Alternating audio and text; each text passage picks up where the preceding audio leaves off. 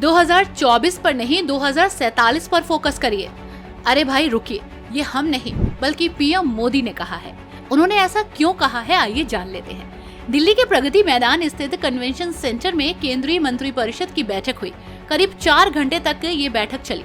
बैठक की अध्यक्षता प्रधानमंत्री नरेंद्र मोदी ने की। प्रधानमंत्री के अलावा इसमें गृह मंत्री अमित शाह और कैबिनेट के अन्य मंत्री मौजूद थे।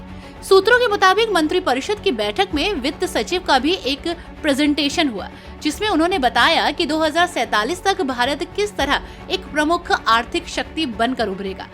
मंत्रिपरिषद की बैठक में अगले 25 साल में इंफ्रास्ट्रक्चर सेंटर में भारत की जरूरतों को ध्यान में रखकर आगे किस तरह से नीतिगत पहल की जाए, इस पर विस्तार से चर्चा हुई। सभी मंत्रियों से उनके काम का ब्यौरा मांगा गया। बैठक में इंफ्रास्ट्रक्चर से जुड़े मंत्रालयों के कामकाज की समीक्षा की गई।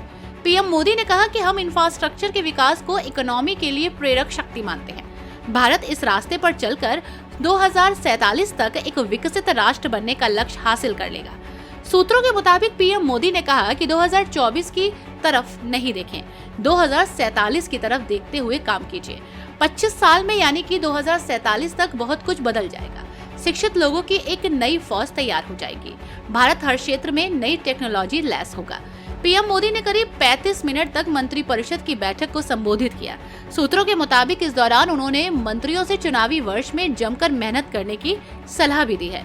पीएम ने कहा कि अगले 9 महीने जनता के बीच जाएं और सरकार के 9 साल के काम के बारे में उन्हें बताएं।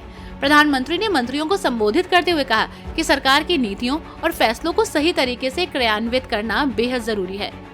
पीएम मोदी ने कहा कि संसद का मॉनसून सत्र पुराने संसद भवन में ही होगा।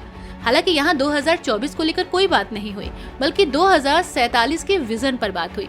यानी कि कहीं न कहीं भाजपा को 2024 की राह काफी आसान लग रही है। खैर, ये तो रिजल्ट ही बताएगा कि क्या होगा। #भारत न्यूज।